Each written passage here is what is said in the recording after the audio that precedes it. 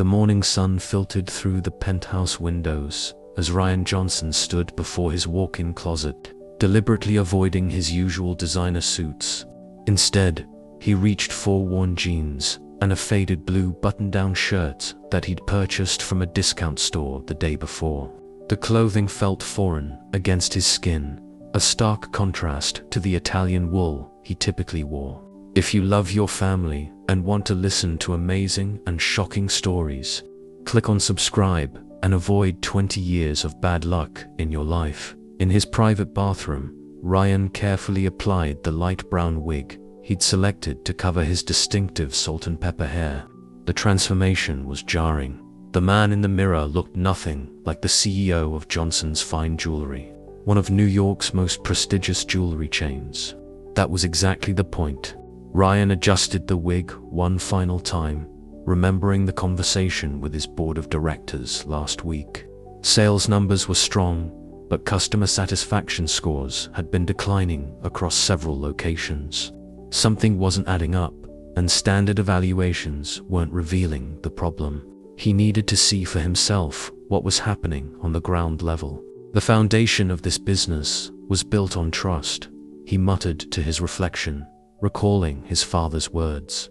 Charles Johnson had started the company 40 years ago with a single storefront and an unwavering commitment to honesty. Now, with 30 locations across the country, Ryan wondered if that core value had begun to erode.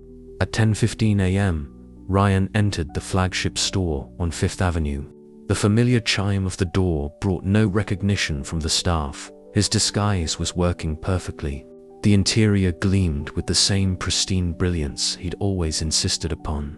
Spotless glass cases displaying millions in precious stones. Soft lighting that made diamonds sparkle like stars. 3 employees stood chatting near the main counter, barely glancing in his direction. Ryan noted their names: Michael, Patricia, and David.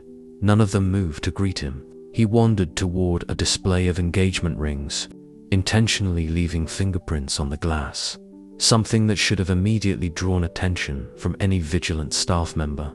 5 minutes passed, then 10. The group continued their conversation, occasionally laughing loudly enough to echo through the store. Ryan felt his jaw tighten. This wasn't just poor customer service. It was a complete deviation from the company's most basic protocols. Just as he was about to move to another section, a young woman approached him with a genuine smile. Her name tag read Sarah. Unlike her colleagues, her posture was professional, her approach warm but not overbearing. "Welcome to Johnson's," she said, maintaining comfortable eye contact. "I'm Sarah. Is there anything specific you'd like to see today?" Ryan noticed the small notepad in her hand, another protocol being followed. Staff were supposed to take notes during customer interactions to ensure accuracy in meeting their needs. "Actually, yes," he replied, intentionally roughening his voice. "I'm interested in the Celestial collection, particularly the centerpiece." Sarah's smile faltered slightly, almost imperceptibly, before returning. "The 3-carat blue diamond solitaire. Of course. Would you like to see it?" The ring in question was priced at $2 million, and Ryan watched carefully as Sarah processed his request. To her credit, she showed no judgment about his appearance versus the price point. However, something in her hesitation caught his attention. It wasn't skepticism about his ability to afford the piece. It was something else. As Sarah moved to retrieve the keys for the high-security display, Ryan noticed her hands trembling slightly. She maintained her professional demeanor, but there was an underlying tension in her movements. When she returned with the ring, her explanation of its features was flawless, but her eyes kept darting to the office door where Tom, the general manager, had just emerged. The interaction continued for several minutes, with Sarah demonstrating extensive knowledge about the piece. However, every time Tom walked near their location, Ryan noticed her voice would lower slightly. Her posture would stiffen. It was subtle, probably unnoticeable to most customers, but to Ryan's trained eye, it spoke volumes. Something was wrong in his flagship store, and Sarah's behavior was the first real clue he'd found. As she carefully returned the ring to its display, Ryan made a mental note to dig deeper into her file. Among a sea of indifference, she'd shown both professionalism and concern. The question was, what exactly was she concerned about? The confrontation at the customer service desk drew Ryan's attention away from Sarah. A well-dressed man in his 50s was gesturing at a diamond tennis bracelet, his face reddening with each word. Tom, the store manager, stood on the other side of the counter, his expression a practiced mask of condescension. "Sir, as I've explained, our authentication certificates are final," Tom stated, sliding the bracelet back across the counter. "If your private appraiser found different specifications, I suggest you find a more reliable expert." The customer pulled out a thick folder. "I have 3 independent certifications here, showing this isn't the same quality as promised. The clarity rating is completely different from what I paid for." Ryan watched Tom's response carefully. Instead of examining the documentation, the manager simply pushed it aside with one manicured finger. "Our reputation speaks for itself, Mr. Harrison. Perhaps you'd be more comfortable shopping at one of our competitors." The slight pause before competitors carried a distinct note of superiority. Mr. Harrison grabbed his documents, knuckles white with anger. "You'll be hearing from my lawyer." He stormed out, nearly colliding with another customer in the process. Tom straightened his designer tie, smirking slightly as he turned to address his staff. "That's how you handle difficult customers, everyone. Never let them think they can intimidate us." Several employees nodded appreciatively, but Ryan noticed Sarah quickly turning away, pretending to reorganize a display case. Maintaining his disguise, Ryan wandered closer to Sarah's station, pretending to examine a case of emerald rings. "That seemed intense," he commented quietly. Sarah glanced around before responding. "Sometimes customers can be challenging," she offered diplomatically, but her discomfort was evident. "Does that happen often?" Ryan pressed, noting how she kept her voice low. "The customer complaints." Sarah hesitated, then continued carefully. "They've increased over the past 6 months, mostly about certification discrepancies." Ryan felt his pulse quicken. Certification discrepancies weren't just customer service issues. They could indicate serious fraud. "That must be difficult to handle," he probed. Sarah paused as Tom walked past, then continued even more quietly. "It's not just the complaints. There are other things that don't add up." "Like what?" Sarah began arranging rings in the display, her actions providing cover for their conversation. "Inventory numbers that don't match our records. Certificates that look perfect but don't align with what I know about the pieces. And sometimes..." She stopped abruptly as another employee approached. "Sarah," Tom called from his office. "The Rothschild account needs attention." "I should go," she apologized to Ryan. But before leaving, she added in barely more than a whisper, "Some of our diamonds aren't what they're supposed to be, but I can't prove it, and nobody will listen." Ryan watched her walk away, his mind racing. The implications were staggering. If Sarah was right, this wasn't just about poor customer service or isolated incidents. The certification discrepancies, the inventory inconsistencies, Tom's handling of complaints, it all pointed to systematic fraud. He spent the next hour observing Tom's interactions with staff and customers. The manager's behavior followed a pattern: excessive charm with potential buyers, immediate dismissal of any complaints, and subtle intimidation of employees who questioned anything. What troubled Ryan most was how the staff seemed to accept this as normal. They either actively participated in Tom's approach or, like Sarah, kept their heads down and stayed quiet. The culture of his flagship store had transformed into something unrecognizable from his father's vision. By late afternoon, Ryan had witnessed 3 more customer interactions that raised red flags. In each case, Tom intervened before any serious examination of the jewelry could take place, steering customers toward quick sales or dismissing their concerns entirely. The evidence was circumstantial, but compelling.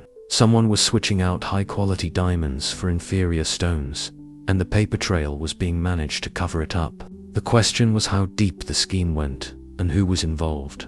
As Ryan prepared to leave, he overheard Tom on the phone in his office, the door slightly ajar. "Don't worry about the Harrison complaint. It's handled. Yes, the documentation is clean. No, that new girl Sarah won't be a problem much longer." Ryan's decision was made. He needed to move quickly, but carefully. Sarah wasn't just a conscientious employee, she was potentially the key to unraveling whatever was happening in his store. And based on Tom's conversation, she might also be in danger of losing more than just her job. Ryan waited until the store was nearly empty before approaching Sarah at her counter. Most employees had left for the day, and Tom was occupied with a phone call in his office. The timing had to be perfect. "Sarah, do you have a moment?" His voice was different now, clear, authoritative, no longer maintaining the affected roughness of his disguise. She looked up, startled by the change. "Of course, sir. How can I?" She stopped mid-sentence as Ryan carefully removed his wig, her eyes widening in recognition. The color drained from her face. "Mr. Johnson, oh God. Please, stay calm," Ryan said quietly, glancing toward Tom's office. "I need you to act naturally. Can you do that?" Sarah's hands trembled as she straightened some papers on her counter, maintaining the appearance of normal activity. "Yes, sir," she whispered. Then, almost inaudibly, "Are you going to fire me?" "Fire you? Sarah, you're the only person in this store who's been doing their job properly." Ryan positioned himself so his back was to the security cameras. "I need to know everything you've observed, but not here. Is there somewhere we can talk safely?" Relief flooded Sarah's face, followed immediately by concern. "There's a coffee shop around the corner. I finish in 20 minutes. "Perfect. I'll meet you there." And Sarah, he waited until she met his eyes. "Thank you for being honest today. That took courage." 30 minutes later, they sat in a quiet corner of the coffee shop, away from other customers. Sarah's hands wrapped tightly around her cup as she spoke. "It started about 8 months ago," she explained. "Small things at first. Inventory counts that didn't match our system. New certificates for pieces I knew we'd had in stock for months. Then customers began returning with complaints about quality." Ryan leaned forward. "Tell me about the diamond switching." "I don't have concrete proof," Sarah said, her voice steady despite her obvious nervousness. "But I've been in jewelry for 6 years. I know what I'm looking at. The stones in some of our high-end pieces. They're good replicas, but they're not the originals. The cuts are slightly off, the clarity isn't quite right. And Tom," Sarah's knuckles whitened around her cup, "he's careful, always has perfect paperwork. But last week, I stayed late to finish inventory and saw him meeting with someone in the back room. They had one of our signature pieces, the Azure Empress necklace. When it went back on display the next day, the center stone was different. I'm certain of it." Ryan took out his phone and pulled up a secure file. "Would you recognize this man?" He showed her a photograph of a known diamond broker with a questionable reputation. "That's him, the man from the back room." Sarah's eyes narrowed. "You already knew something was wrong, didn't you?" "We had suspicions. Sales numbers were strong, but customer satisfaction was dropping. Insurance claims for quality disputes increased 300% this quarter, but we couldn't pinpoint the source." Ryan paused as a waiter passed by. "What we needed was someone on the inside who could verify our concerns. Someone honest." Sarah absorbed this information, then straightened in her chair. "What do you need me to do?" "It's dangerous," Ryan warned. "If Tom discovers you're helping me, he could make things very difficult. He has connections in the industry." "Mr. Johnson, my first job in jewelry was at a small family store in Boston. The owner treated me like a daughter, taught me everything I know. Last year, they lost everything to a fraud scheme just like this. I can't stand by and watch it happen again." Ryan studied her face, seeing determination replace fear. "We'll need evidence, hard proof that will stand up in court. It means continuing to work normally while documenting everything you observe. Can you do that? Yes. Sarah's response was immediate. But there's something else you should know. I've seen Tom meeting with other store managers from the chain. Whatever this is, it's not just happening here. Ryan felt a chill. If the fraud extended to other locations, the entire business could be at risk. His father's legacy, built over 40 years, could crumble in months. We'll need help, he said finally. I know a private investigator who specializes in jewelry fraud. But we have to move carefully. Tom's already suspicious of you. As if on cue, Sarah's phone buzzed with a text. She read it and looked up, worried. It's Tom. He wants to meet first thing tomorrow about inventory discrepancies he found in my reports. He's making his move, Ryan said grimly. Good thing we're making ours first. Mark Chen's office looked nothing like what Ryan expected from a private investigator. Located in a modern high-rise, the space resembled a tech startup more than a detective agency. Multiple screens displayed security feeds, and sophisticated equipment lined the walls. Jewelry fraud isn't what it used to be, Mark explained, noting Ryan's surprise. These days, the sophisticated players use blockchain to fake certificates, AI to design perfect replicas, and international networks to move stones. We had to evolve. Sarah sat quietly, taking in the wall of monitors showing various angles of Johnson's flagship store. That's definitely Tom, she said, pointing to a freeze frame.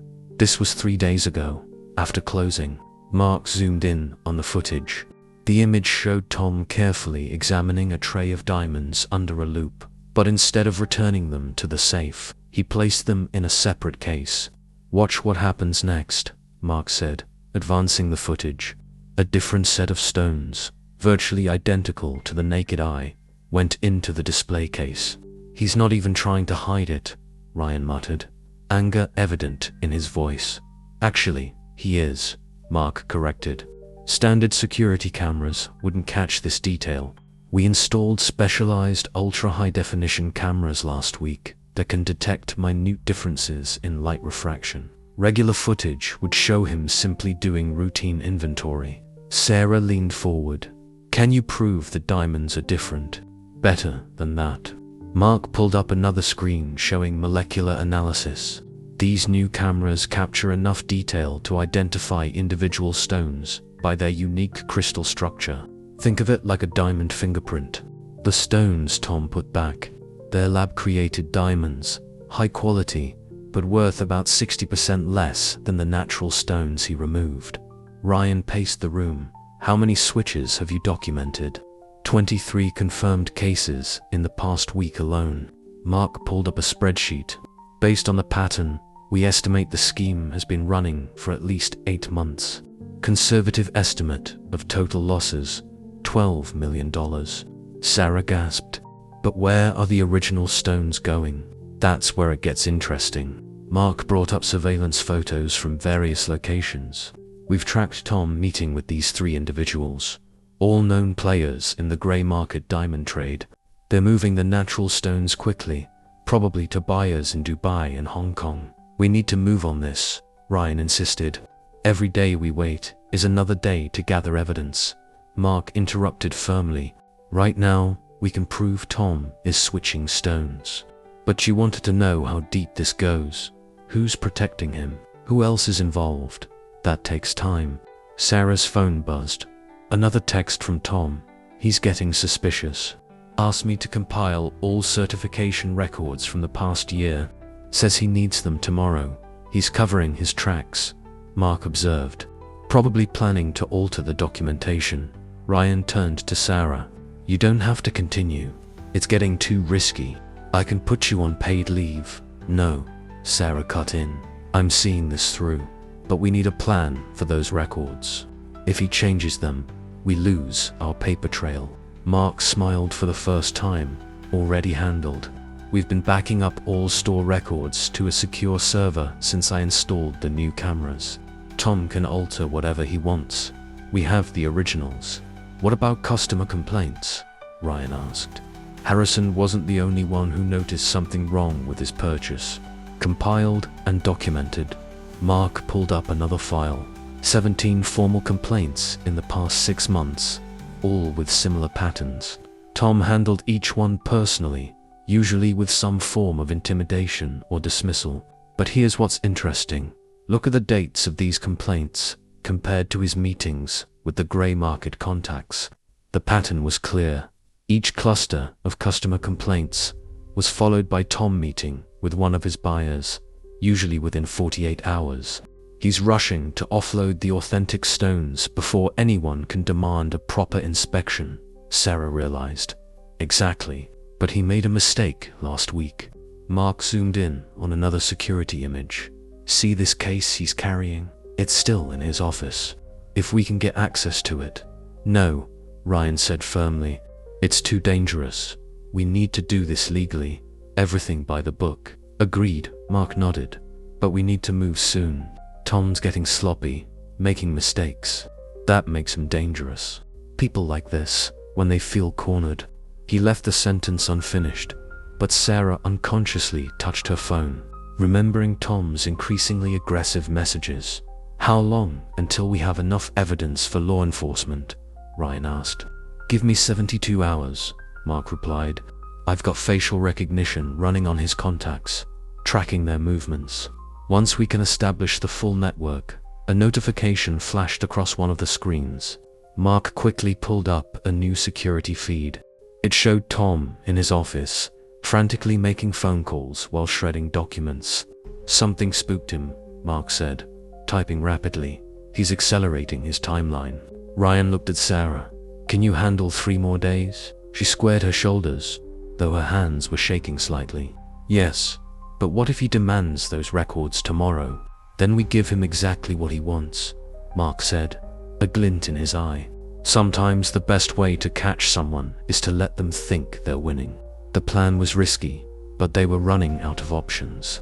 As they finalized the details, none of them noticed a small red light blinking on Sarah's phone. Someone was listening to every word. The rain pounded against the windows of Ryan's private office, located in a separate building from the store. Sarah sat across from him, her hands wrapped around a cup of untouched coffee. After another tense day of surveillance, Mark had suggested they take a break to regroup. Instead, Sarah had finally decided to share her story. My father owned Carlton's Jeweler'S in Boston, she began, her voice steady despite the emotion in her eyes. It was a small store, but we had a loyal clientele. Dad knew every customer by name, remembered their anniversaries, their children's birthdays. He built that business over 30 years. Ryan listened intently, noting how she used we when talking about the store. It had been her heritage, as much as his own store was his. 2 years ago, a new supplier approached us. Their prices were competitive, their documentation impeccable. Dad was careful. He had every stone independently verified. Everything checked out. Sarah's knuckles whitened around her cup. At first, what changed? It was subtle.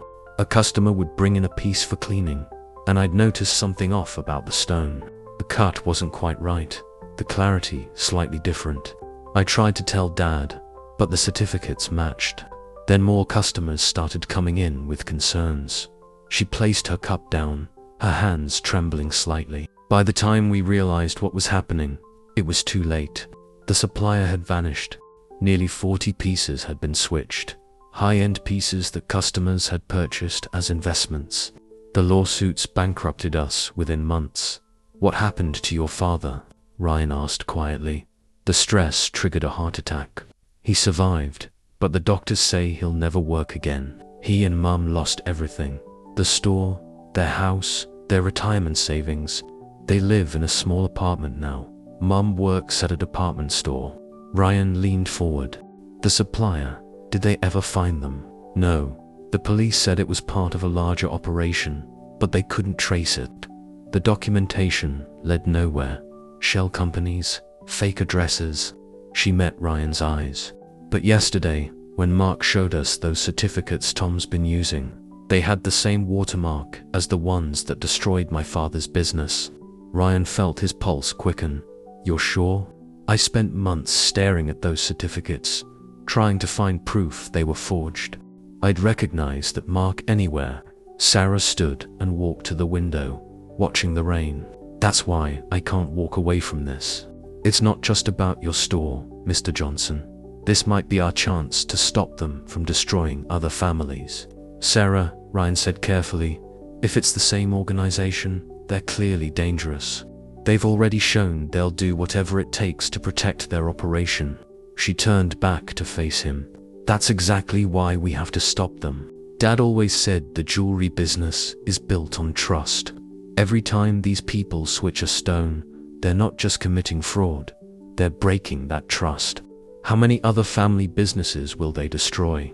How many other fathers will lose everything they've built? Ryan's phone buzzed. A message from Mark. Emergency. Come to my office now. Bring Sarah. What is it? Sarah asked, noting his expression. I don't know, but we need to go. Ryan grabbed his coat, then paused. Sarah, I need to ask you something first. The day I came into the store in disguise, why did you help me? Everyone else ignored me, but you didn't. A slight smile crossed her face. Because you looked at the pieces the way my father used to. Not like someone thinking about their value, but like someone who respected what they represented. Trust, commitment, promises kept. The elevator ride to Mark's office was silent, both lost in thought. Ryan considered Sarah's story, understanding now why she'd been so attentive to customer complaints, so troubled by the certification discrepancies. She wasn't just a conscientious employee, she was fighting to prevent history from repeating itself. When they reached Mark's floor, they found him standing in the doorway, his usually calm demeanor shaken. Someone accessed our secure server, he said without preamble. They downloaded everything, the surveillance footage, the certificate copies, all of it. And I just found this pinned to my door. He held up a single sheet of paper. In the center was a familiar watermark, the same one Sarah had recognized from her father's ruined business. Below it, a simple message: walk away, or history repeats itself. Sarah's face went pale, but her voice was steel. They're threatening us. No, Ryan said grimly. They're admitting we're close. And now we know for certain, this goes way beyond Tom. We're dealing with the entire organization. What do we do? Sarah whispered. Ryan's response was interrupted by his phone ringing. The caller ID showed the main store number, but it was well past closing time. He put it on speaker. Tom's voice filled the room. Mr. Johnson, we need to talk about your new employee, Sarah, and about Carlton's Jeweler'S in Boston. I think you'll find this conversation very enlightening.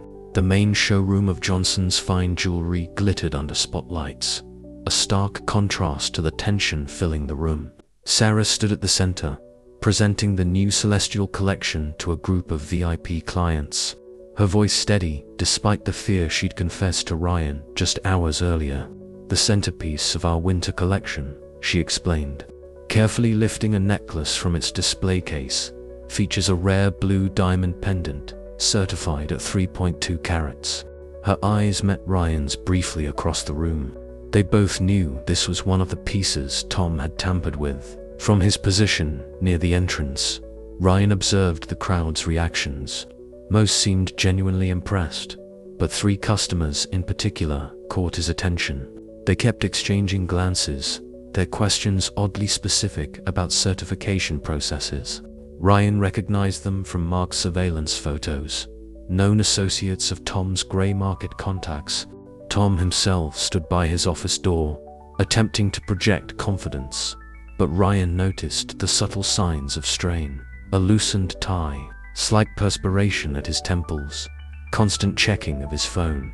The manager had insisted on this exclusive preview event, claiming it would reassure their top clients.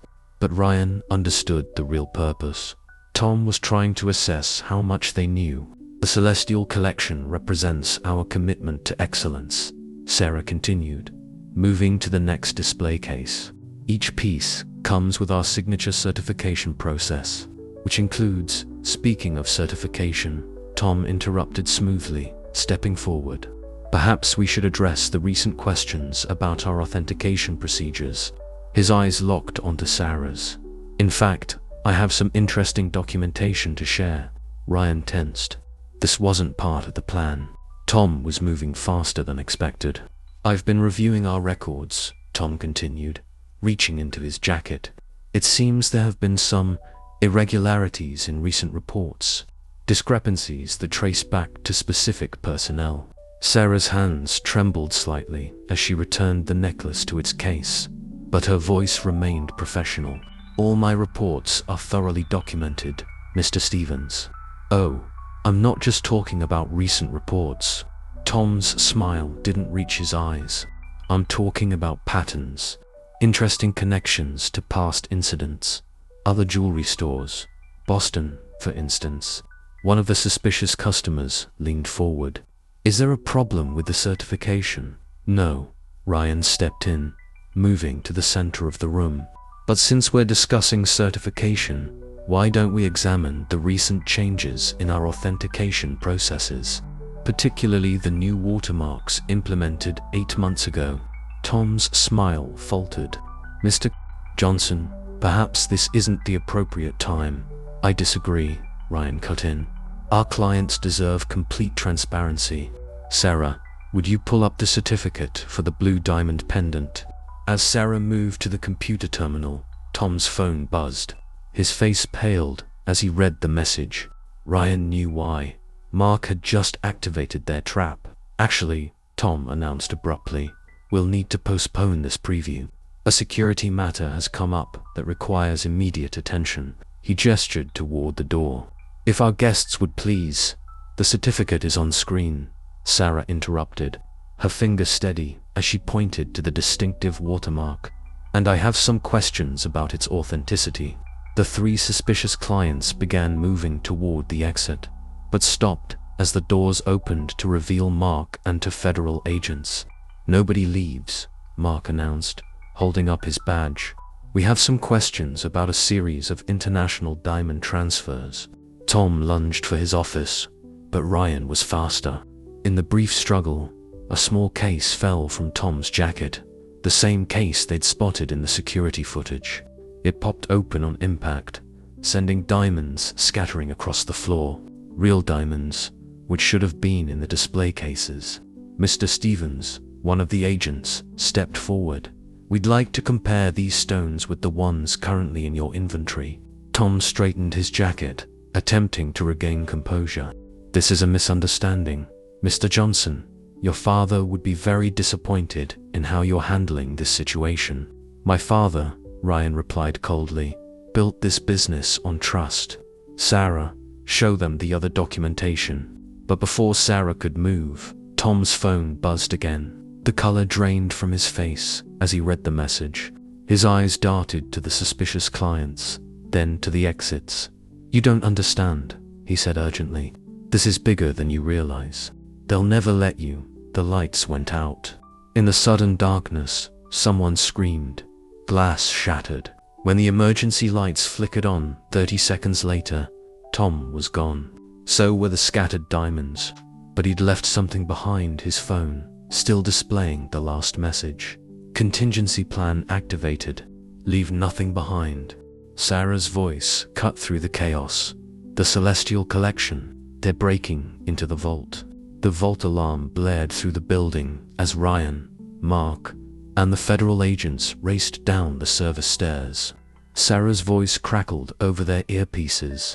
She'd stationed herself at the security desk, monitoring the camera feeds. 3 individuals in the vault corridor, she reported, her voice tense. They're using some kind of electronic device on the lock. Wait, the vault door is opening. That's impossible. It should have gone into emergency lockdown. They've got inside help, Mark responded, checking his weapon. Someone with override codes. Ryan's phone lit up with a notification. The vault's inventory system was reporting real-time removals. The entire Celestial Collection, plus dozens of other high-value pieces. Millions disappearing by the second. Second team entering through the loading dock, Sarah warned. They're blocking the exit routes.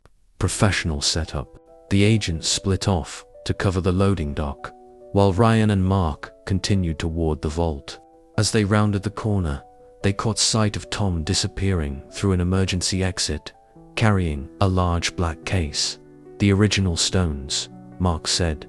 He's been collecting them, waiting for this. Sarah, Ryan commanded, lock down that emergency exit. I can't. Someone's overridden the security system. They have complete control. A new voice cut into their earpieces. Mr. Johnson. The voice was distorted, mechanical. Your father understood business, knew when to look the other way. You should have done the same. Who is this? Ryan demanded. But the line went dead. They reached the vault entrance to find it wide open, empty cases scattered across the floor. The thieves had been efficient, only taking the most valuable pieces, leaving behind anything that could be easily traced. Ryan, Sarah's voice was urgent. The surveillance footage, it's being deleted. Everything we collected, all the evidence. Mark pulled out his phone. It's not just the store system. They're in my secure server too. Someone got through military-grade encryption like it was nothing. A slow clap echoed through the vault. Tom stepped out from behind a column, but his demeanor had changed completely. Gone was the nervous manager. This was someone else entirely. Brilliant performance, wasn't it? He straightened his tie. The sweating, the panic. I do enjoy the theatrical aspects of this job. Federal agents are on their way, Ryan warned. No, they're rather occupied at the moment. Tom smiled. A major drug bust across town. Anonymous tip. Funny how priorities work. Mark raised his weapon, but Tom just laughed. Please, if you were going to shoot me, you'd have done it already. This was never about quick profit, Ryan realized. The switched stones, the customer complaints. You wanted us to notice. Finally, he gets it. Tom spread his arms. We needed access to your security protocols, your override codes. The longer you investigated, the more systems you opened to us. Every new camera, every secured server, just more ways in. Sarah's voice came through the earpiece. Ryan, multiple alarms at other Johnson locations. They're hitting everything simultaneously. You see, Tom continued, your father's business was perfect for our needs. Respected name, multiple locations, excellent security that could be repurposed. We just needed the right moment, the right distraction. A massive explosion rocked the building. Through the vault door, they could see smoke billowing from the direction of the main showroom. That would be the evidence. Tom checked his watch. Well, this has been enlightening, but I have a transport to catch. You won't get away with this. Mark moved forward, but stopped as red laser dots appeared on his chest. We already have. Tom's smile widened. But don't worry, we left you a gift. In about 3 minutes, the sprinkler system will activate. Except it's not water in those pipes anymore. Industrial acid. Terrible way to destroy evidence, but very effective for erasing anything we might have missed. Ryan's blood ran cold. Sarah's still upstairs. Is she pity? Tom backed toward the exit. Oh, and one more thing. Give my regards to the real Tom Stevens. The poor man's been locked in a Bangkok jail for months, having no idea someone else was living his life. Another explosion shook the building. Through the smoke and chaos, Tom disappeared. Mark rushed to disarm the sprinkler system while Ryan ran for the stairs, taking them 2 at a time. Sarah, he shouted into his earpiece. Get out of the building. Sarah, static, was his only answer. Smoke filled the stairwell as Ryan fought his way upward. The security desk was empty when he reached it. Sarah's headset abandoned next to a still active monitor. On the screen, alarms flashed from every Johnson's location across the country. She's not in the building. Mark's voice came through his earpiece, breathless from disarming the sprinkler system. Security footage shows her leaving through the north exit 30 seconds before the explosion. She's smart. She knew it was a trap. Relief flooded through Ryan, immediately replaced by new concern. Any sign of where she went, working on it. But Ryan, you need to see this. In Mark's makeshift command center, set up in a secure location blocks away. Dozens of screens showed the full scope of what they were facing. Every Johnson store was being hit simultaneously. Dubai, Hong Kong, and Geneva police were reporting similar attacks on major jewelry retailers. "It's not just us," Mark explained, typing furiously. "They're targeting every major jewelry chain that updated their security systems in the past year. The same company handled all the upgrades. Let me guess, they're untraceable. Worse, the company doesn't exist. Never did. Every document, every certification, every employee record, all fabricated. Masterfully done." Mark pulled up a complex diagram. "They used our own security infrastructure against us. Every camera we installed, every server we secured. They were building their network right under our noses." Ryan's phone buzzed. "Sarah, where are you?" he demanded. "Safe," she answered. "But you need to turn on the financial news."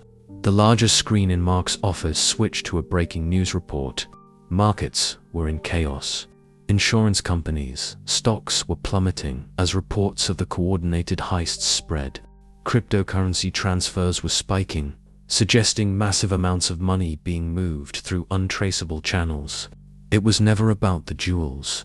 Sarah's voice was tight with realization. That was just the cover. They're using the panic to manipulate the markets. The real money's in the financial chaos. "How bad?" Ryan asked Mark. "Early estimates suggest over $2 billion in losses across all targets. Insurance companies will be hit hard. Smaller jewelers will lose coverage. The entire industry could collapse." Mark's fingers flew across keyboards. "But that's not the worst part. Look at who's buying up the tanking stocks." A series of shell companies appeared on screen, all tracing back through a maze of offshore accounts. The pattern was familiar. The same watermark that had appeared in the forged certificates showed up in the corporate filings. They're buying their own disaster. Ryan understood. Once the market stabilizes, they'll own controlling interests in half the insurance sector. Sarah's voice cut in urgently. "Ryan, I'm looking at the corporate registries. One of your board members, James Chen, his signature matches documents from my father's case. He's been part of this from the beginning." The emergency board meeting, Ryan straightened. Chen called it for tonight, as soon as the news broke. Said we needed to discuss crisis response. "It's a trap," Mark warned. "They'll force a vote to liquidate assets. Probably already have buyers lined up. You'll lose everything." Ryan checked his watch. "Meetings in 2 hours. Every board member will be there." "You can't go," Sarah protested. "They'll kill you." "They won't." Ryan's voice hardened. "Not in front of witnesses. Chun's too smart for that. He'll want everything to look legitimate." "We don't have enough evidence," Mark reminded him. "They destroyed it all, not all of it." Sarah's tone changed. "Ryan, remember what Tom said about the real Tom Stevens in Bangkok? What if we could prove it?"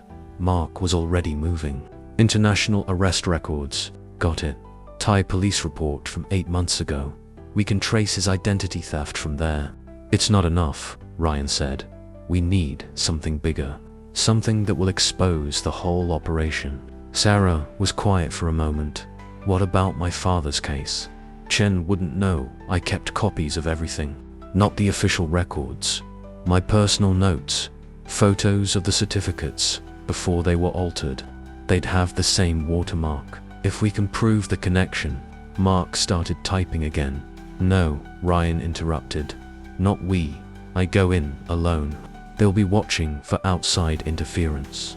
"Ryan," Sarah's voice was firm. "My father lost everything because he tried to fight them alone. I won't let that happen to you." "She's right," Mark added. "But we need a plan. A way to expose everything before Chen can stop us. And we need to assume they're listening to every word we say." Ryan looked at the chaos on the screens around him, years of his family's work unraveling in real time. Then he smiled, the same smile his father used to get when he'd found a perfect diamond. "They want to use my father's business."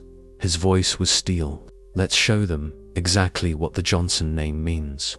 The screens suddenly went dark. When they flickered back on, a single message appeared. "Good evening, Mr. Johnson. Shall we discuss terms before the board meeting?" Below, it was the time and location. Not the office, but the Ring, the exclusive club where his father had built his first industry connections, where every major deal in New York's diamond trade still happened. "It's a power play," Mark warned. "Their territory." "No," Ryan corrected, straightening his tie. "It's where my father taught me the first rule of the business. The best way to catch a thief is to let them think they've already won." The Ring occupied the top floor of a pre-war building in the Diamond District. Crystal chandeliers cast warm light over dark wood panels and leather chairs, while discreet security cameras tracked every movement. As Ryan entered, he noted how little had changed since his father's days, including the membership photos on the wall. Generations of jewelry, dynasty patriarchs staring down at him. James Chen sat at his father's old table, a glass of scotch untouched before him. Two large men in suits flanked him, their stances professional, not local muscle, but experienced security. The fake Tom Stevens stood by the window, looking more relaxed than ever. "Ryan," Chen smiled warmly, as if this were any other business dinner. "I trust you've had an enlightening evening." You could say that Ryan took the offered seat, declining a drink. "Though I'm curious why you chose this location. Sentiment, perhaps?" Chen gestured at the wall of photos. "Your father and I made our first deal here. Did he ever tell you about it?" "You never dealt with my father." "No." Chen's smile widened. "Check the club records. March 15th, 1982. Charles Johnson was expanding, needed financing. Traditional banks wouldn't touch jewelry inventory back then. Too risky. But our organization, we saw the potential." Ryan kept his expression neutral, but his mind raced. The date matched his father's first major expansion. "You've been planning this for 40 years. Planning? No. Investing. Growing." Your father understood business, Ryan. He knew some questions weren't worth asking, especially when the profits were so substantial. The fake Tom stepped forward. "Your recent investigation forced us to accelerate our timeline. Messy, but effective." "And Sarah's father," Ryan asked, "was destroying his business part of the timeline?" "Carlton's," Chen shrugged. "Unnecessary example. Some people ask too many questions. Speaking of which, where is Ms. Carlton tonight?" "Safe." "No one's safe, Ryan. That's the point. Now, shall we discuss the board meeting? Your resignation would smooth things considerably." Ryan leaned forward. "Before we do, I have something to show you." He placed a small box on the table. Chen nodded to one of his men, who checked the box before opening it. Inside lay a single diamond ring, old cut, slightly yellowed with age. "Your father's first sale," Chen recognized it. "Sentimental value only." "Look closer," Ryan suggested. At the setting, Chen picked up the ring, examining it under the chandelier light. His smile faltered. "Where did you get this?" "My father's records. The ones he actually kept. Every transaction, every deal, every name, including your organization's early members." Ryan's voice hardened. "Including the evidence he gathered for 40 years, waiting for the right moment." "You're bluffing," the fake Tom snapped. "We destroyed all records tonight. Did you check your phones?" They did. On each screen, a familiar watermark appeared, but this time, it was overlaid with transaction records, account numbers, and photographs dating back decades. The same information was simultaneously being transmitted to every financial authority and news organization globally. 40 years of patience, Ryan continued. "My father played a very long game. He knew he could never stop you directly. You were too powerful, too embedded, so he became your perfect partner, your trusted insider, all while documenting everything." Chen's professional calm cracked. "If you expose this, you'll destroy your own company, everything your father built." "No," Ryan stood. "I'm saving what he really built. A reputation for truth, something your organization wouldn't understand." The thick Tom moved toward Ryan, but stopped as red dots appeared on his chest. Mark's team, right on schedule. The board meeting's cancelled, Ryan said. Along with all trading in Johnson's stock. The SEC is very interested in some of those shell companies you've been using. Interpol has questions about our friend Tom here, and Sarah. She's at the Bangkok embassy right now, with the real Tom Stevens. He's very cooperative. Chen's face went cold. Kill him. That recording just went live too, Ryan noted as federal agents swarmed into the room, along with everything else. My father's last lesson. Sometimes the best evidence is the one you let them give you freely. As Chen was led away in handcuffs, he paused.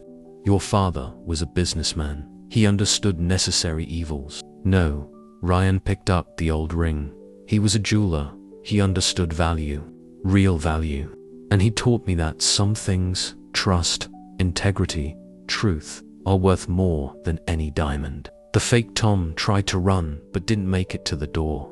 As he was cuffed, he looked at Ryan with genuine curiosity. How long have you known about your father's plan? Since Sarah showed me that watermark, the one you used so proudly. It wasn't just a mark of your organization. It was my father's creation, his way of tracking you. Every time you used it, you were signing your own confession. Outside, emergency vehicles, lights painted the night sky blue and red. Ryan's phone buzzed with messages from other jewelry houses worldwide. Similar arrests were happening everywhere. 40 years of organized crime, brought down by patient documentation and a trusted name. But one message stood out, from an unknown number. Congratulations, Mr. Johnson. But remember, organizations like ours are hydras.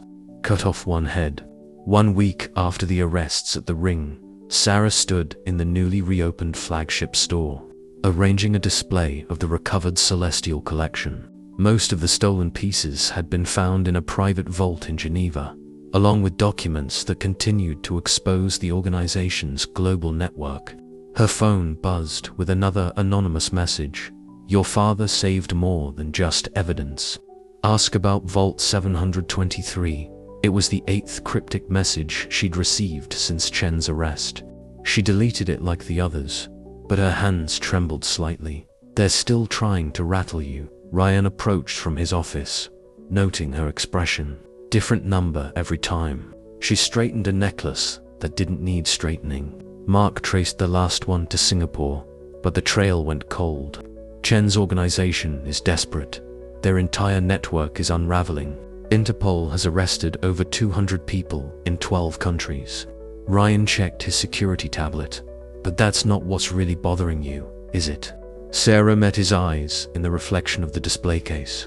Your father knew about my father's store, about what would happen to it. He had evidence that could have stopped it. Yes, Ryan didn't try to deny it.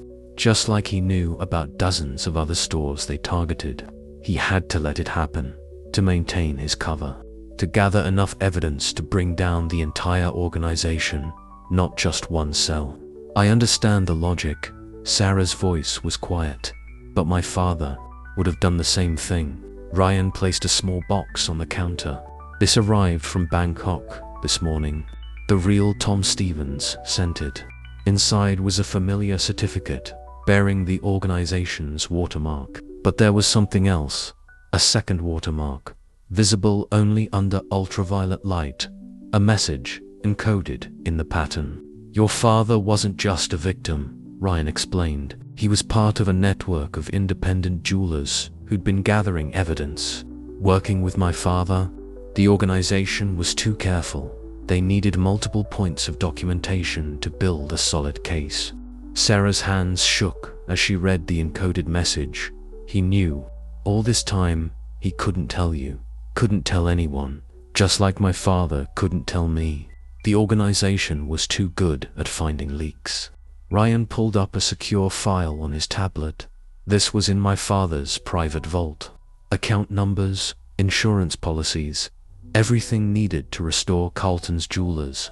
He made sure your father's sacrifice wouldn't be permanent. Tears threatened, but Sarah blinked them back. Why didn't you tell me sooner? Because there's more. Ryan looked around the empty store. The organization isn't just wounded, it's evolving. Those messages you're getting, they're not threats, they're warnings. From other jewelers who worked with our fathers, something bigger is coming. As if on cue, every screen in the store flickered. A familiar watermark appeared, but distorted, changed. Then a message: the old guard falls. The new rises. Truth is valuable, but lies are priceless. The lights dimmed briefly. When they returned to normal, the message was gone. But one of the diamonds in the Celestial collection had changed. Subtly, almost imperceptibly. Not switched, but somehow altered at the molecular level. Impossible, Sarah whispered, examining it. This kind of manipulation is what they've been working toward all along. Ryan's expression was grim. The diamond switching, the market manipulation, it was all a distraction. They wanted us focused on the past while they perfected something new, something that could change the entire industry. Sarah's phone buzzed one final time.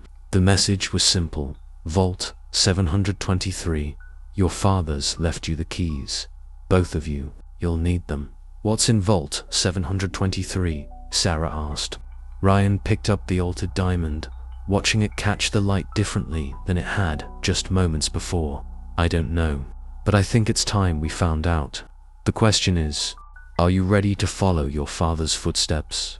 To protect more than just stones? Sarah looked at the encrypted certificate, then at the changed diamond, and finally at the security cameras that had once betrayed them. Her face settled into the same determined expression she'd worn when first noticing the switched stones. The old guard falls, she repeated, but they taught us how to rise.